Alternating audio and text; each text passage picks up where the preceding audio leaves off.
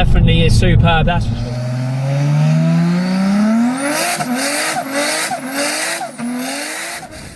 Hi guys, Alex Peak Performance Reviews. Welcome to another vlog and welcome to another video. You'll see from the title that I have got a Honda Civic Type R FL5 notation, in case you're wondering.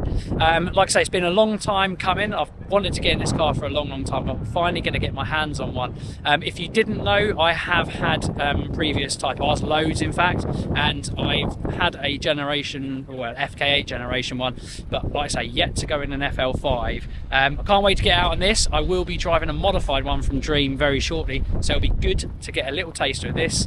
Anyway, if you've got any questions, hit us up guys, but can't wait to get out on this. So we're out in the FL5 Honda Civic Type R. Now, how is this going to be in comparison to the outgoing FK8? Now, everything on power and torque is much of a muchness, but this chassis is a little bit stiffer. They've done a little bit more to the heat dissipation on the engine, so they've kind of made the cooling on the engine just that little bit better.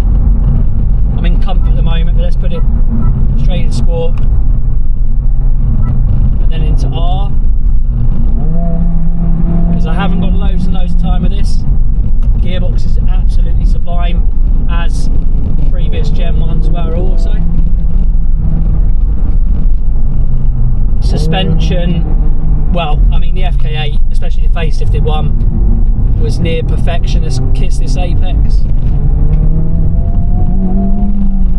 I mean, as front wheel drive chassis go, the FK8, especially the facelift, was unbelievably good, and now with the stiffer chassis, this FL5 should be even better.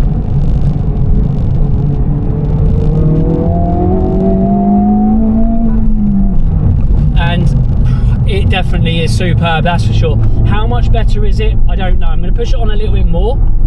It feels probably a little bit more refined somehow on the suspension and geometry. They've done a few little bits to this to just make it definitely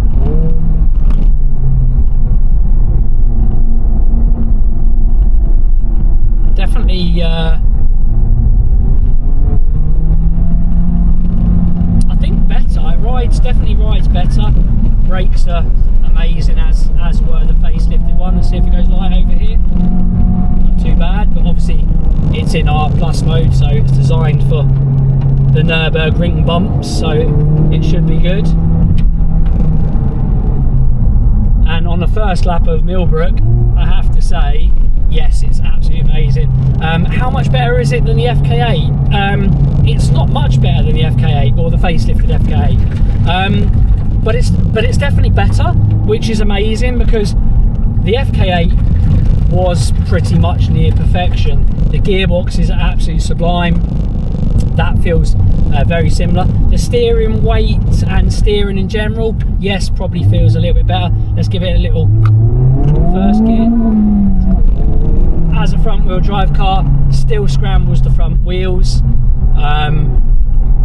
It's a front wheel drive thing, isn't it?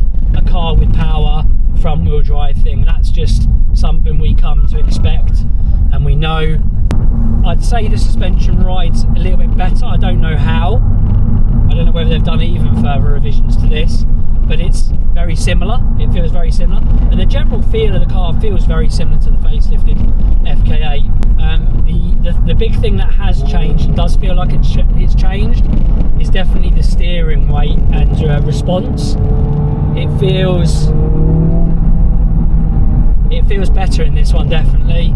Not by a great deal, but I mean absolutely no illusion, this is definitely slightly the better car. Is it worth the premium over the facelifted FK8? I mean, you can get deals on facelifted FK8s for circa £30,000, and one of these is probably going to set you back maybe 50-ish thousand pounds, perhaps a little bit more. But look, if you're after a new hot hatch with a warranty, from brand new from a dealer, there probably isn't a better hot hatch. I don't think I've driven a better hot hatch. I've obviously got an RS3, it's modified, it now has the kind of feel of this, but then it's had a lot more money spent on it. The steering weight of the RS3 is nothing and nowhere near as good as this. That's one thing I love about this Type R and Type Rs in general.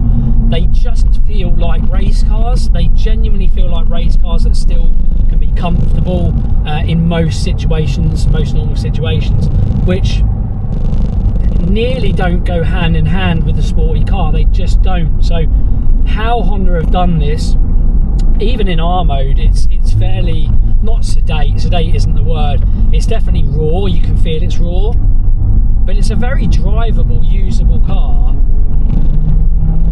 You can really control the front end. You know exactly where the front end is, and it's just a great car, it really is.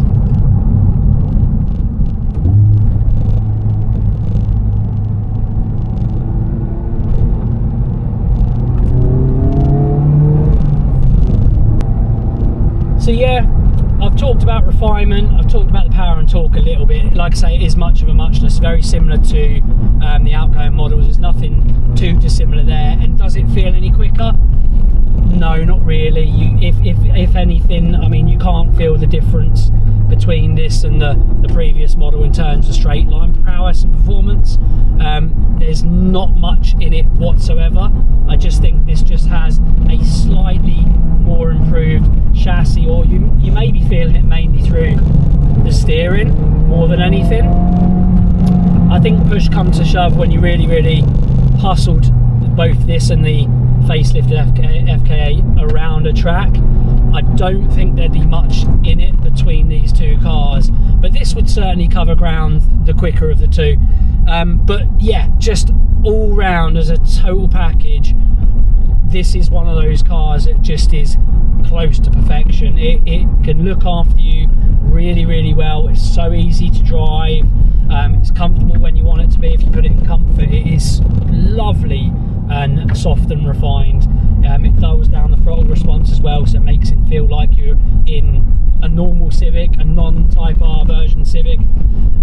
And yeah, I'm in no doubt that both the suspension, the chassis and the steering is class leading, absolutely.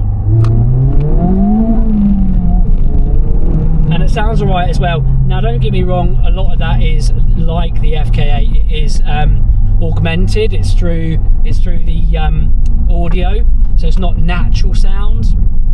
However, the sound that you do get is nice. You can hear a little bit of under bonnet induction noises, and that's all el natural as such.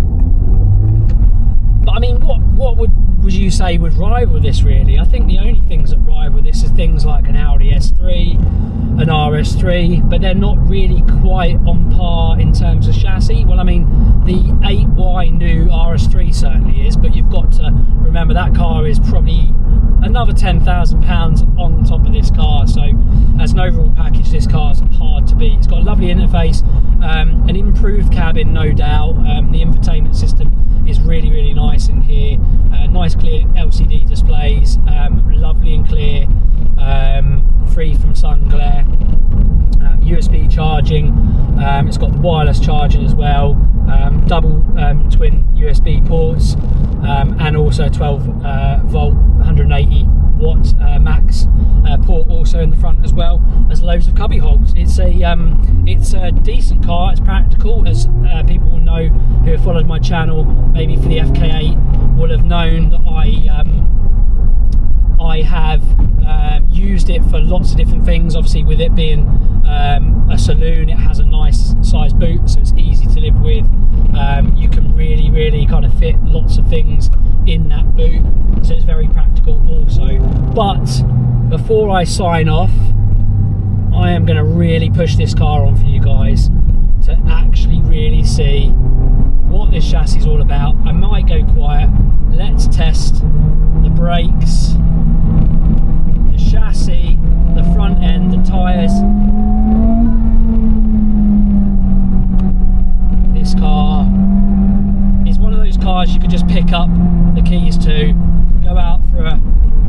B-road bash, clip apexes, and just have so much fun. It is absolutely amazing, and it's a fun. Just look at this. Look at this. Look at the chassis grip. What a machine! It's just a fun machine. Clip this apex. Braking done. Push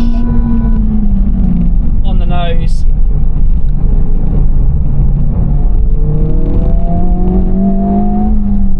Chassis balance is just unbelievable, and yeah, this is a proper fun car. I've said it millions of times now, but I'm glad that I finally got to go out in this FL5 Civic Type R, because what a machine this car is. Guys, if you're in the market for one, you're interested in getting one, and it's on your radar, don't let it be on your radar. I think if you've got the money and it's that kind of car that you want, just go and get one, honestly. It is absolute class. What a machine, Honda. This is why I love Honda Civic Type Rs. What a machine. Guys, I hope you enjoyed the video. If you've got any questions, as always, hit us up in the comment section. As always, like, share, comment, subscribe. See you again in the next one. Bye for now.